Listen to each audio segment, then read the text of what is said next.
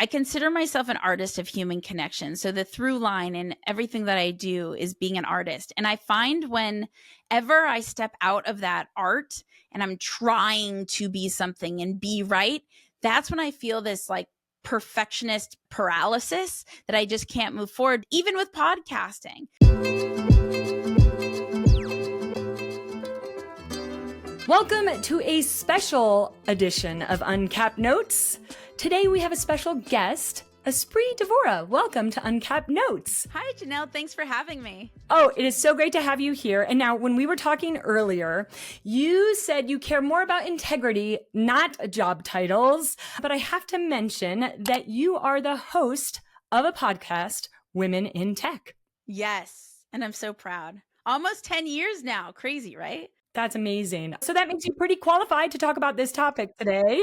Podcasts. Should early stage founders be doing a podcast? And depending on where they are in their build cycle, is it too late to start? Is podcasting still worth your time in 2023? Yes, it is still worth your time to podcast in 2023. The advantages that you will have from growing your network, having content to repurpose, even cultivating your personal life, human connection with the guests that you're speaking with. There are so many advantages that Janelle and I will get into of why all the reasons podcasting is worth your time in 2023.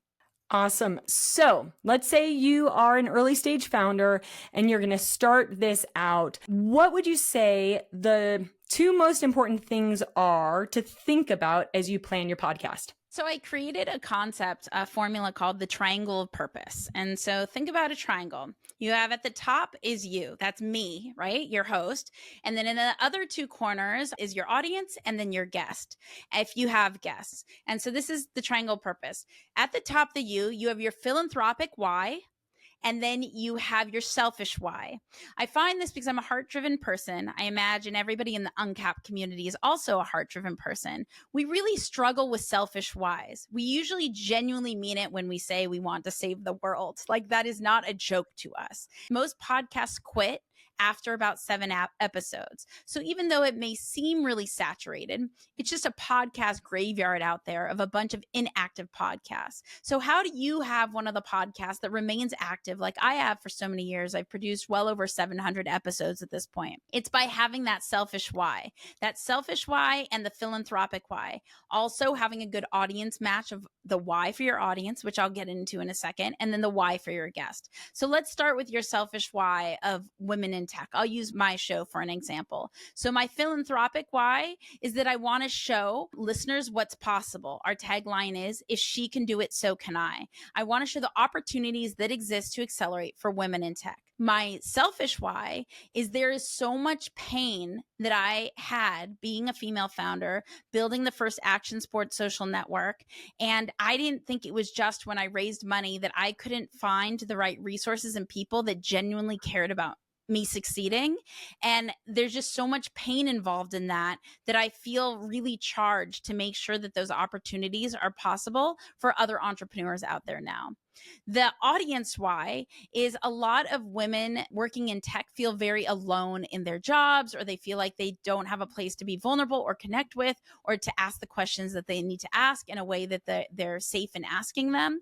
And so by listening to the show and connecting with the community, they feel supported in going after their dreams. The why for their guests, and this is going to be really funny, I think, to a lot of people, is usually think guests won't come on my show, especially when I don't have any listeners. Why would a guest come on? Listeners. The second any potential guest asks me how many listeners I have, they're no longer a candidate for my show because they've already filtered themselves out because they're not the right culture match. The culture of my podcast is to empower women. So if you are not showing up to empower and elevate women the way I have for almost 10 years now, my money, my resource, my time, my connections, all to help people grow, it wasn't for my ego or thought leadership. So then if you're doing this podcast just for a PR campaign, it's simply not the right fit. Because why do I want to invest my money, team's time and production costs onto someone who's taking advantage of the ecosystem I've worked so hard to build. And so I think it's really important that your guest is aligned with the mission that you have for your show. That means going back to that philanthropic why, what is the mission for your podcast, so that you could choose in the triangle purpose the right guests, the right audience, and then have the strength to persevere forward and know why you're doing it in the first place.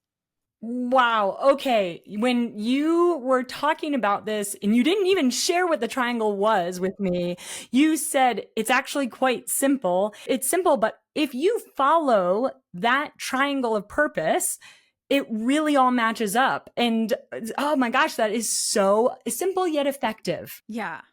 Like, Janelle, wouldn't you prefer work with someone who has a common alignment with your culture, your mission, what you stand for, even purchase from a company who aligns with that, more so than caring whether they have 10 listeners or 100 listeners? No, we care about who we are. As much as AI is going around, we really care about our humanness at the end of the day, like our own self-humanness and feeling seen in the world. And how better to be seen than find people that align with your core values? Oh, that's amazing. Yes, so well said. Totally agree. Okay, so the second thing you mentioned was defining success. So what does success look like? If you're going to jump into this podcasting in Denver, how do you define success? Yes, this is one of my favorite questions, because I think when the biggest mistakes new podcasters make, one, they don't have the right expectations of what success looks like. Sometimes they don't have expectations at all. They just have this dream world of Joe Rogan kind of numbers. And then the other one is they think the very first thing they should be asking themselves is what mic to get. And that is not the first question. The first question you should be asking yourself is, what is the purpose of my podcast, as we went back to the triangle purpose.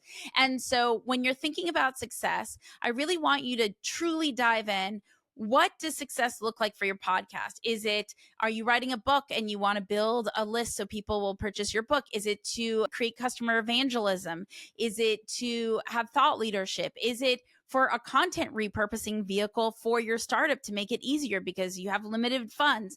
What are all the reasons that success is for your podcast? And that doesn't necessarily equate to 100, 100,000, 200,000 listeners. Sometimes you could have a successful podcast with 0 listeners, because if you're genuinely just looking to maybe do customer discovery calls and you happen to record those calls, you're learning so much about your market. What do you care if you have more listeners? The only person that matters that you're talking to is your guest. So, and then you could repurpose that content for your blog posts, for social media, for team training. There's so many ways that you could have a successful podcast. So what I recommend is you create a spreadsheet January through December. You write what your expectations are, 10 speaking engagements, 1 speaking engagement, whatever that may be. And then you see what actually happened for that month and you write, here's what happened. I didn't get any speaking engagements. I only got 2 speaking engagements. I wanted 10. You really have it clearly in front of you. And then what you do, you have not failed. You simply implement experiments. You implement so many experiments. So many of these experiments can be found on the Uncapped episodes, and you listen to what some of the other guests have shared, and you implement those month after month. You see how it tweaks your results, and you make sure to stay really clear of the result that you're after. The example I used, I said speaking engagements. So in the podcast episodes, you're making it clear that you're looking for speaking engagements. You have that in your show notes. You also have it mapped out on your website. You're reaching out to conferences and saying, hey, I have this podcast in case you're wondering about like my expertise in the subject matter, and you're making sure that you're meeting that metric. So again, podcasting success is not necessarily sponsorship dollars or how many listeners you have. Podcast success is about achieving the success metric that you yourself are after. Okay. I think that already you have given the viewers of Uncapped Notes more than enough to go off and start their first podcast. I'm sure they can also probably find some advice from you on podcasting in other channels. I have a question. Yeah. You've been at this for 10 years, hundreds of episodes. Do you feel like a pro all the time? Are you just on top of the world? I mean, it's a little bit intimidating to be that first-time founder and starting a podcast. You must feel like untouchable. No, I struggle with imposter syndrome, I feel like, on a daily basis. I consider myself an artist of human connection. So the through line in everything that I do is being an artist. And I find whenever I step out of that art and I'm trying to be something and be right, that's when I feel this like perfectionist paralysis that I just can't move forward, because my imposter syndrome, rather than leading from a place of curiosity and creativity, I lead from this place of I have to do it perfect and I'm not good enough. And even with podcasting, given my experience, right? I produced hundreds of action sports videos back in the day. I'm really proud of the videos I produced. I've done audio podcasts now in the tech space for several years. If you told me to do anything outside of like to do a video, right? I mean, I know we're sitting in front of the video, but here's an example. I don't have the perfect lighting, and I feel like I'm supposed to have the perfect lighting, right? But I just don't. It doesn't feel good for me to set up lights. Like, it's not where my interests are. So I let it go. But all those little things trigger this like, am I not being good enough that I don't have the light set up, that I don't have the perfect camera? Will people not take me as seriously as a podcaster because I don't have the perfect light set up, even though I have an audio podcast, even though I have experience in video production? Still have that imposter syndrome, not good enough, not good enough. I was sharing with you before we started recording, I was just in this opportunity where I felt like I wasn't able to show up my 100%, and I saw someone else show up in the most 5-star stellar way, and I reached out to them and I said, man, I just want to have a conversation with you showed up how I wished I showed up. And then they shared with me,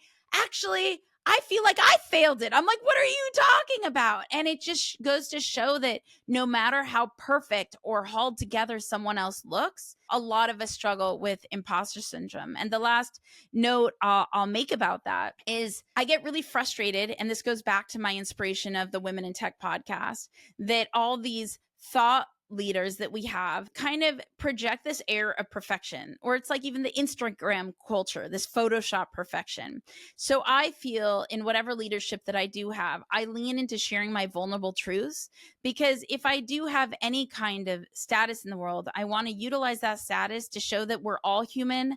No one has it figured out, and we could still achieve our dreams in the most imperfect way. And that is just fantastic. That's all we need to do. We just need to show up. So everybody right now that is feeling imposter syndrome, or hates your voice, or doesn't know what mic to get, or doesn't know where to get started, or doesn't know how to do your cover art, or you don't know what to name your podcast, or you don't know where to record it. When I started podcasting, I didn't even know how to record either. All you need to do is show up. Just show up. It's about asking yourselves the question, being messy, and learning from taking action, rather than this like information digest cycle. Love it. I knew that this was a really good match for you and the Uncapped Notes audience. That was amazing. We talk about vulnerability all the time. Yeah, I love that it's curiosity, it's an experiment, it's a process, and allow it to be messy. Espree, thank you so much for joining us on Uncapped Notes. Where can everyone find you? Because they're obviously going to want to follow you. Oh my gosh, I'm at Espree Devora on all social media. The Women in Tech podcast is womenintechshow.com. And I'm a huge believer in creating them possible. Nothing's truly impossible. We're all just a dream away from making things happen. Love it. Espree, thank you so much. And if you're watching this video and you love content like we've created here, make sure to subscribe to our newsletter. We'll drop that website in our show notes and at the end of the video. Thanks, everybody, and thank you, Espree. Thank you. Appreciate you, Uncapped.